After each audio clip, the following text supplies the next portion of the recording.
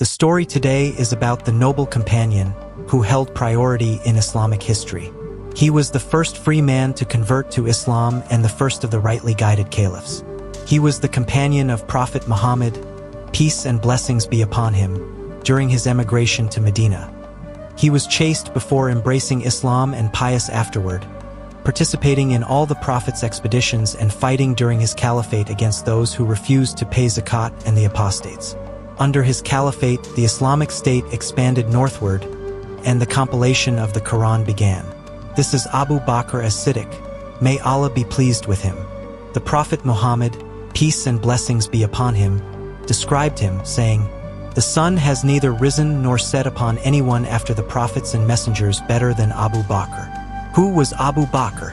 What was his life and upbringing? What was his bond with the Prophet, peace and blessings be upon him? What were his acts of bravery? And how was his reign before it began?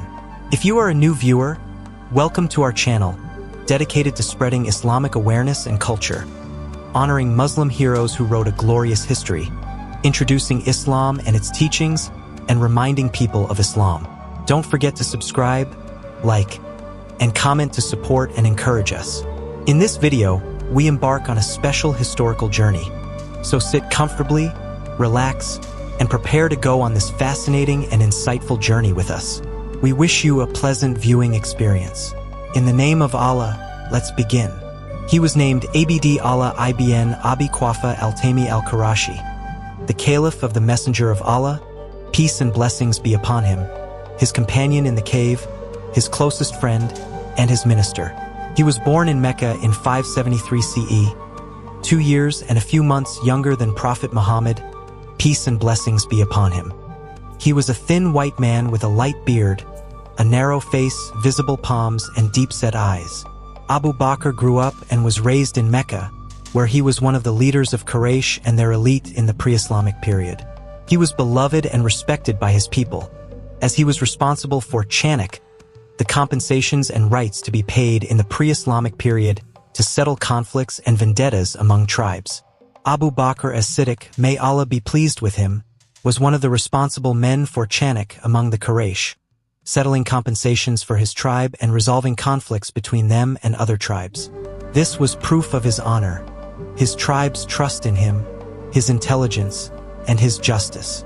It is said that the influential Quraysh tribes in the pre-Islamic period were divided into clans. Among them were Banu Abd Manaf, Banu Abd Ad-Dar, Banu Asad, Banu Taym, Banu Zura, and others. Abu Bakr was a merchant. Ibn Kathir said he was a man of wealth with a well-known character and reputation, respected by the men of his tribe for his generosity, nobility, and good companionship.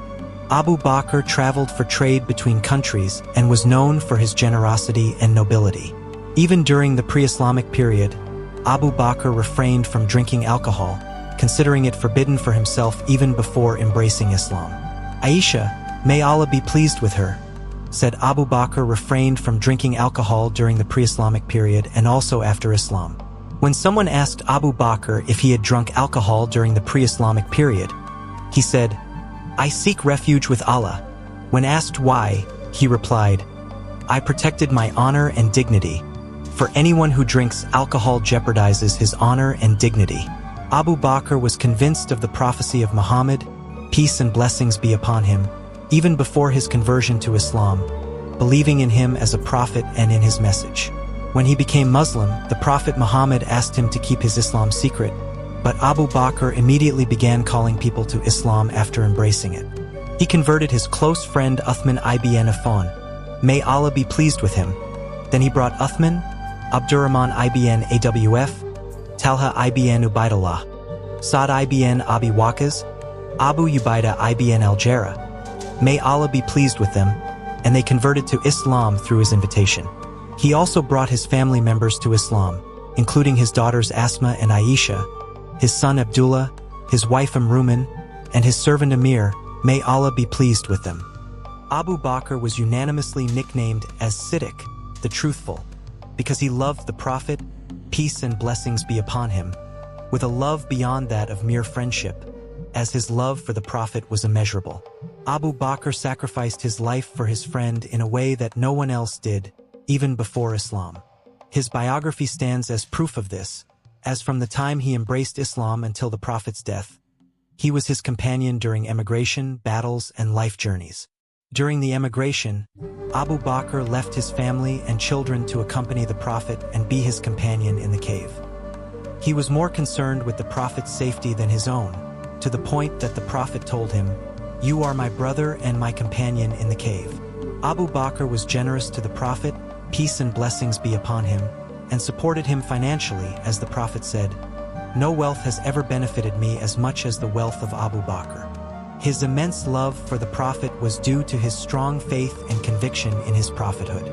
Abu Bakr, may Allah be pleased with him, was not just an ordinary companion but a monumental figure in Islamic history, celebrated for his bravery, sincerity, and loyalty to Allah and His Messenger.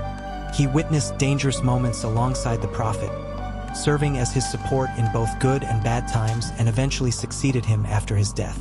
Among his most remarkable acts of bravery is what happened in the cave during the emigration when Allah commanded his Prophet to emigrate from Mecca to Medina after the Quraysh gathered at Dar al-Nadwa to plot his killing by sending one man from each tribe to prevent Banu Hashim from avenging him. Gabriel came to the Prophet, informed him of their intentions, and gave him permission to emigrate, ordering him not to sleep in his bed and to take Abu Bakr as his companion. The Prophet left his house at night and went to Abu Bakr to inform him of the emigration. Abu Bakr then joined him, and they left Mecca, heading south and hiding in the cave of Thor for 3 days. During this time, Abu Bakr would go out at night to gather information and bring it to the Prophet, while his son Abdullah would bring them food and drink, and his servant Amir ibn Fahara would graze their flock nearby to erase their tracks. One day, a group of polytheists came close to the cave, and Abu Bakr saw their heads through an opening, fearing for the Prophet's safety.